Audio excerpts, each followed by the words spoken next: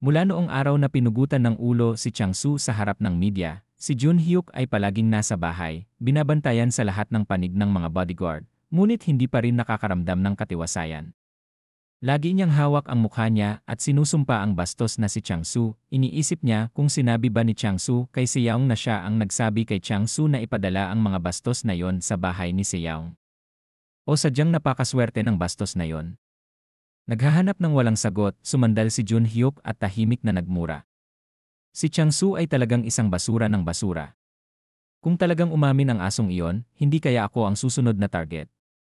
Ibinuka niya ang kanyang bibig at napabuga ng hangin, isinumpa ang basurang si Changsu hanggang sa namatay, na wala namang naitulong. Habang nagmumura, nag-vibrate ang kanyang phone sa tabi ng kanyang upuan. Wala ako sa mood na sagutin ang telepono sa mga oras na ito. Ngunit sa kabilang dulo ng linya, lumabas ang tatlong salitang Kim Yoo-jin, dahilan para sagutin ni Junhyuk ang kanyang phone, pagkatapos ay kinuha niya ito at nagsalita ng may masungit na ugali at nagtanong, ano? At sinabi ni Eugene, teka, bakit ang tagal mo kunin? At sinabi ni Junhyuk, dahil sa'yo kaya ko kinuha ang phone. Hindi ko alam kung ano ang sitwasyon ngayon o kung bakit ako nagtatanong. Si Eugene ay mukhang labis na nag-aalala, malakas na nagpapaliwanag. Nag-alala ako sa'yo kaya ako tumawag. Ikaw ang nag-utos kay Changsu para magdala ng mga tao sa bahay ni Seyaong. Ikaw ang nagpilit kay Changsu na makisali dito. Sakto namang lumabas ang mga salita sa isip ni Junhyuk, galit at naguguluhan siya kung paano nalaman ng babaeng ito ang tungkol doon. Panay pa rin ang pag-etyo ng boses ni Eugene sa telepono. Hindi mo ba alam na si Changsu ay laging nagsasabi sa akin ng lahat ng sekreto? Hinigpitan ni Junhyuk ang hawak ng kanyang telepono, at sinabing so what gawin mo kung anong gusto mo? Gusto mo bang sabihin ang bagay na ito sa kanyang ama? Bakit hindi mo na lang sabihin sa buong mundo ang tungkol dito? At sinabi ni Eugene na hoy, anong pinagsasabi mo? Wala ka bang masasabi ng maayos? Yan ba talaga ang alam mong sabihin? Kinagat ni Junhyuk ang kanyang ngipin sa inis. Umupo si Junhyuk at nagtanong ng mahinahon, bakit ka nga ba tumawag? Nang marinig ang bahagi ng kabilang panig, umupo si Eugene sa harap ng kama at bumulong, paano kung may paraan para pigilan siya sa lahat ng kalokohang ito? Ano pinagsasabi mo? Meron ba talagang paraan? Sambit ni Junhyuk. Wala ka ng pag-asa Kim Junhyuk, nakalimutan mo na ba ang panahong iyon, sabi ni Eugene. Parang hindi na alala ni Junhyuk. Nakangiti lang siya sa phone nang hindi sumasagot. Maya-maya, pinaalalahanan niya ang kaibigan tungkol sa dahilan kung bakit pinarusahan ang halimaw na yon. Huminto ng ilang segundo si Junhyuk at saka biglang ngumiti ng pilyo. Naalala niya, napatawa si Eugene sa kabilang dulo. Ang dahilan kung bakit, gaano man kasakit ang kanyang nadarama, sinubukan niyang tiisin ang pambubugbog hanggang sa huli, kumikilos na parang bayani upang iligtas ang prinsesa at lahat, sinusubukang tiisin ito. Ngunit siya ay nanindigan para sa isa pang binubuli na babae. Sa gabi sa isang serye ng mga artipisyal na bundok at mga memorial park sa hindi kalayuan, naroon ang malaking figura ni Seyaong na nakaupo na nakasiksik sa ilalim ng isang puno. Nakaupo na nakayuko na parang hindi pinapansin ang anumang nangyayari sa paligid. Ngunit patuloy ang paggalaw ng aking tenga sa bawat hakbang ng mga estranghero na pumapasok sa kabubatan. Gumamit ng night vision goggles ang mga lalaking nakasuot ng uniforme ng Aegis upang iulat sa komandante na ang target ay nasa direksyon ng Mount Gundam. Nang makita ang burol kung saan nakaupo si Seyaong sa paningin, agad silang umupo sa pormasyon, kasama siya bilang sentro, ngunit sa labas ng bundok, sa may highway nandun din ang ibang tropa ng Aegis, sa command room. Tuwang-tuwa ang lalaking may peklat dahil nahanap na niya si Seyaong. Mapanlin lang na tumawa ang lalaking may hawi na buhok. Nahuli na namin siya. Ipakita natin sa kanya ang kapangyarihan ng Aegis, Director Park. Tumango ang medyo may edad na bilang pagsang-ayon. Mula noon, ang lahat ng mga squad na nahahati sa mga puwersa ay agad na kinuha ang kanilang mga nakatalagang posisyon na naglalayong lapitan si Seyaong na nag-iisang hawak ang kanyang espada sa ilalim ng puno sa gitnang lugar. Nagtago sila sa mga palumpong na hindi kalayuan, patuloy na pinagmamasdan si Seyaong na hindi pa rin nagpapakita ng kakaibang senyales, kaya't palapit sila ng palapit sa kanya, unti-unting pumikit sa kanya lamang. Ilang hakbang pa lang ay agad na ngumiti ng pilyo ang lalaking nakalugay ang buhok at inutusan ang lahat na simulan ang shooting. Ang kagubatan, na sa una ay sobrang tahimik, ngayon ay nagsimulang maging magulo dahil sa mga tunog ng mga pagsabog. Napakaraming bala rin ang naitaboy. Ngayon ang kanilang target ay napuno ng usok. Akala nila ay naging matagumpay ang kanilang misyon.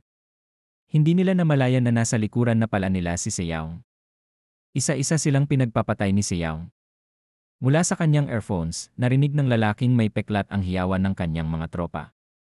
At sa pamamagitan ng surveillance camera, nakita niyang isa-isang pinapatay ni Seyaw ang tropa ng IGs. Agad siyang natahimik at hindi makapaniwala.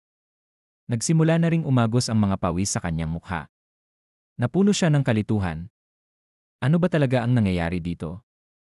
Agad namang tumalon sa command post si Seyaw nang natapos na siya sa mga tropa sa kagubatan, nasaksihan ng lalaking may peklat na ito ang pagdating ni Seyaw. Pagkatapos ay mabilis na tumakbo si Seyaw patungo sa kanya. Hindi sila makatugon sa pag-ataking ito. Ang kanilang sasakyan ay itinapon ni Seyaw sa bangin. At ang tanging nagawa nila sa sasakyan ay sumisigaw. Muli tayong lumipat sa isang trending na video sa gitna ng lungsod. May isang news broadcast tungkol sa isang lalaki na pugutan ng ulo. Sinabi ng pulisya na hindi sila magpapahinga hanggat hindi nahuhuli ang kriminal. Dahil dito, opisyal na naglabas ng nationwide arrest warrant kay Seyaw. Sa palabas na ito ng balita, isang criminologist na nagngangalang Park Boom-joon ang nagtanong. Bilang isang dalubhasa, ano ang palagay mo tungkol dito? Tinanong niya ang isang babaeng nagngangalang Lee Jung-ok na nagtatrabaho bilang isang youth counselor. Ito anya ang epekto ng pagkamatay ng dalawa niyang magulang ni Seyaw noong bata pa siya. Kaya't nabalisa ang psikolohiya ni Seyaw.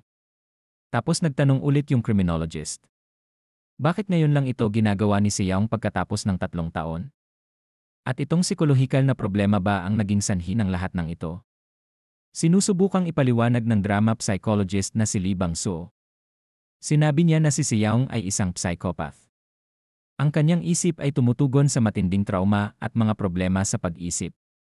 Tapos sabi ng iba, kung ang ginawa ni Seyaw ay isang pagkakamali, walang makatwiran sa isang gawa ng pagpatay. Ayon sa kanya, dapat humingi ng legal na suporta si Seyaw. O humingi ng tulong sa iba sa paligid niya. Kung ang isang taong walang problema ay nagsasalita ng napakatalino, ito ay totoo. Ang ginawa ni Seyaw ay nakakuha ng maraming atensyon mula sa mga Korean citizen. Babasahin ko ang ilan sa mga komento, okay? Komento ni Turyo na nagdedeklara ng digmaan si Seyaw sa lahat ng kanilang pamilya. Puputulin daw niya ang kanilang mga ulo. Iniugnay ng AFP ang isang video sa mga komento mula sa mga biktima ng iskandalo ng karahasan sa paaralan 3 taon na ang nakalipas na bumalik bilang hukom, hurado at berdugo. Ang iba ay nagkomento din tungkol sa kanyang mga magulang na sinunog hanggang sa mamatay. May mga nagkomento rin na 3 taon na itong pinaplano ni Seyaw. Ang video ng pagpugot kay Chang-soo ay kumalat at naging viral sa social media. Lumipat kami sa istasyon ng pulisya, partikular sa dibisyon ng investigasyon. Kasalukuyan nilang iniimbestigahan ang lahat tungkol kay Seyaw. Sa investigasyon na kanilang ginawa, napag-alaman nilang hindi umaalis sa kanyang bahay kahit isang beses si Seyaw. Pagkatapos ay nagtanong ang pinuno ng pangkat ng dibisyon ng pagsisiyasat, may nakita ba silang impormasyon mula sa blog o social media ni Seyaw? Pero sabi ng mga subordinates niya, wala silang mahanap. Hindi pa nakagawa ng social media account si Seyaw sa nakalipas na 3 taon. At lahat ng tungkol sa kanya ay tinanggal na sa internet. Kaya wala silang mahanap sa internet. Well, it can't help, bago naging halimaw si Seyaw ay hacker muna siya. Kaya lahat ng data niya sa internet ay binura na. Tapos tinanong ulit ng chairman ang mga subordinates niya. So nasaan ang report tungkol sa kanya sa puntod ng parents niya kahapon? Pagkatapos ay sinabi ng kanyang mga tauhan na hindi niya matiyak ang problema sa libingan kahapon. Nataranta ang chairman, bakit hindi siya makasiguro? Ipinaliwanag ng kanyang mga tauhan na ang taong pinadala nila ay hindi na makontak ngayon. Paano mo sila makontak kung ang pinangyarihan ng krimen ay napakagulo? Tanong ng chairman, bakit hindi siya makontak? Sinabi ng kanyang mga tauhan na nagsasagawa ng investigasyon ang commander ng hukbo. Kaya ang mga miyembrong ipinadala nila ay pinigil para sa investigasyon. Ano ang gusto mong imbestigahan? Dapat imbestigahan na lang nila si Seyaw. Bakit nila pinipigilan din ang ating mga miyembro? Pagkatapos ay ipinarating ng kanyang mga tauhan ang kanilang narinig mula sa utos ng hukbo. Kung saan wala silang masabi dahil kasama dito ang pambansang seguridad. At ito ay ikinategorya bilang isang lihim ng militar. Nang marinig ang mga salitang ito, agad siyang nagalit at agad na hinampas ang whiteboard sa silid. Ano ang ibig sabihin nito? Ito ay krimen lamang ng isang tao, hindi terorismo. Bakit nakikialam ang hukbo sa mga tungkulin ng pulisya? Ito dapat ang ating panayam. Nang makaramdam siya ng emosyon, biglang tumunog ang telepono. At ang teleponong nagring ay hindi lang ang telepono ng opisina, kundi lahat ng kanilang mga telepono ay nagring. Agad namang naging abala ang mga tao sa kwarto sa pagsagot sa telepono. Lumalabas na ito ay isang tawag upang humiling ng mga espesyal na serbisyo sa proteksyon. Na itinuro kay Jang Soo-jong, ang anak ng presidente. Doon ay hiniling sa kanila na higpitan ang seguridad. Oh, bakit mag-abala sa pagbabantay? Wala namang silbi.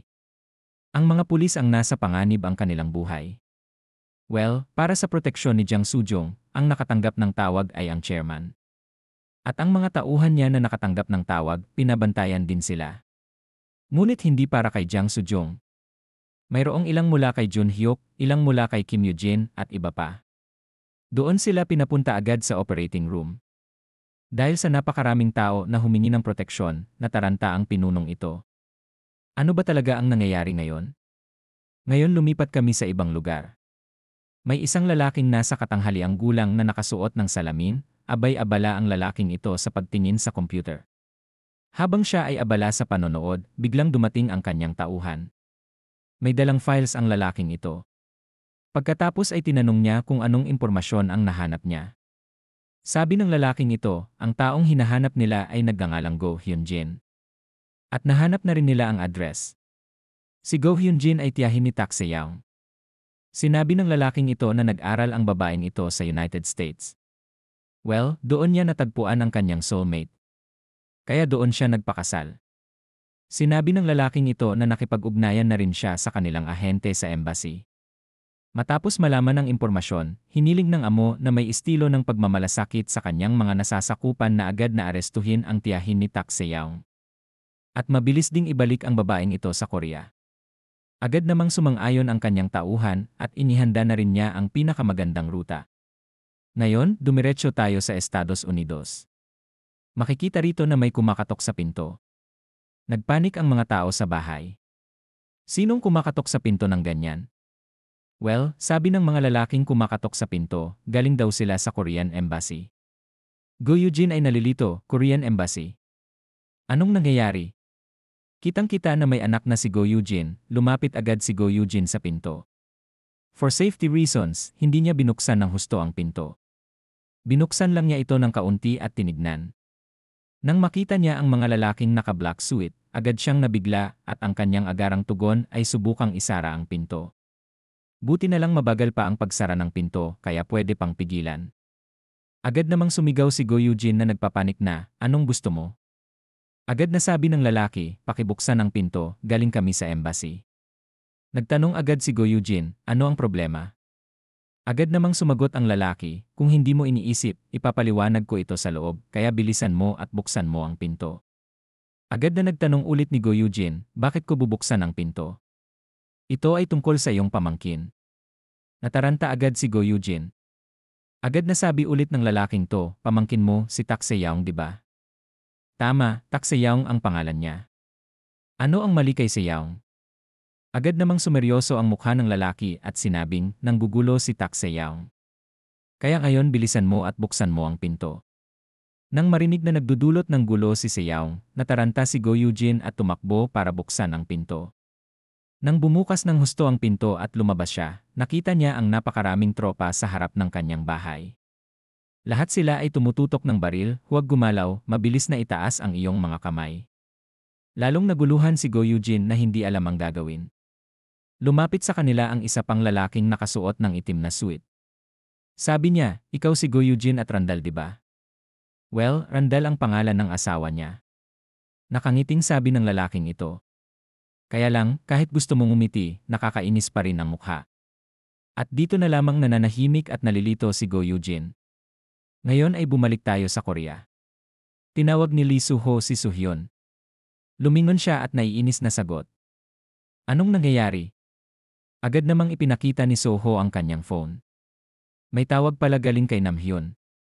Agad na kinuha ni Soo-hyun ang telepono. Hello Soo-hyun, sabi ni Namhyun, bakit ka tumawag, sambit ni Soo-hyun, okay ka lang? Hindi ka ba nasaktan? O, alalahanin mo lang ang iyong sarili at huwag tumawag kung hindi ito mahalaga, sabi ni Soo-hyun. Sinusubukan ni Namhyun na ipagmalaki ang kanyang sarili. Ako naman, hindi ko kailangan mag-alala. Dito protektado ako ng mga pulis. Kaya tanong ko, okay ka lang ba? Hoy, Namhyun, hindi mo kailangang kumilos na parang hamak na tao dahil lang sa isang civil servant ang tatay mo. Sorry. Alam ko, dapat nasa mabuting kalagayan ka. Dagdag pa, mayroon ka ng proteksyon mula sa grupong Shinjin. Sa mga sumunod na pangungusap ng pag-uusap, sa wakas ay nalaman na wala si Soo-hyun sa bahay. Sinabi ni Soo-hyun na nasa Yongsan siya. Sa Yongsan mayroong base ang mga militar. Kaya pinapunta ng tatay niya si Soo-hyun dito para masilungan. Sa paniniwalang ang lugar na ito ang pinakaligtas na lugar para sa kay Soo-hyun. Paanong hindi ito magiging ligtas? May mga sundalo, may mga tangke, kumpletong armas, kahit mga jet ship. Kaya ngayon ay si Soo-hyun na ang magyabang sa kanyang sarili sa harap ni Namhyun. Proud niyang sinabi na hindi siya mahahanap ni Seyaong sa lugar na ito. Ngunit ang sagot ni Namhyun ay walang kahit katiting na pagkairita sa kanyang pangungusap. Anya, posibleng maprotektahan ng base militar ng Estados Unidos si Soo-hyun. Ang sagot nito ay nagparamdam kay Soo-hyun na minamaliit. Baka sabihin mo, para lang alam mo, hindi basta-basta pwede sa lugar na ito. Nag-aalinlangang sagot ulit ni Namhyun. Well, salamat sa Diyos para doon. Sa tingin ko magiging ligtas ka doon. Sabi ni Namhyun habang nanginginig ang katawan. Sabi ulit ni Soo-hyun, okay, don't waste my time. Huwag na ulit tatawag kung hindi importante. Okay. Pagkatapos noon ay agad na pinatay ni Soo-hyun ang kanyang telepono. Sa silid ni Namhyun, mukha siyang natatakot at nanginginig. At pagkatapos noon ay ipinakita na sa harap ni Namhyun ay si Seyaong. Umupo siya sa sofa na puno ng takot. Tapos sabi niya, Seyaong, patawarin mo ako. Please wag mong gawin yon. Nagawa ko na ang sinabi mo sa akin. Nakatayo lang si Seyaong at hindi sumagot. Pinakita na naman na pinatay na ang mga nagbabantay kay Namhyun. Sinubukan ulit ni Namhyun na akitin si Seyaong. Narinig mo rin kanina, sinabi ni Soo-hyun na nasa base militar siya ng Estados Unidos. Makikita mo kung gaano siya kalakas. Kaya naman hindi ako makatanggi sa sinabi niya. Lahat ng ginawa ko noon ay utos niya. Pakiusap, Seyaong. Patawarin mo ako kahit minsan lang. Humingi ng tawad si Namhyun habang nakadapa. Hinawakan niya ang binti ni Seyaong na may mga luhang umaagos sa kanyang mukha. Iyon ay sa wakas ay ibinuka ni Seyaong ang kanyang bibig. Hoy Namhyun, nung nagmakaawa ako sa buhay ko, ano sagot mo? Hindi makasagot si Namhyun dahil alam niyang dati, kahit anong pakiusap ni Seyaong, hinding-hindi nila mapapatawad si Seyaong. Inulit-ulit ni Seyaong ang tanong niya. Noong nagmamakaawa ako para sa buhay ko, anong ginawa mo? Anong magagawa ko, walang maisagot si Namhyun. Kaya lang kaya niyang tumahimik ng ganoon. Itinaas ni Seyaong ang kanyang espada. At naglilisik ang kanyang mga mata habang sinasambit ang salitang paalam. At agad na tinapos ni Seyaong si Namhyun. Kung nagustuhan mo ang video na to, huwag kalimutan mag-like at subscribe para updated ka lagi sa mga bago nating video.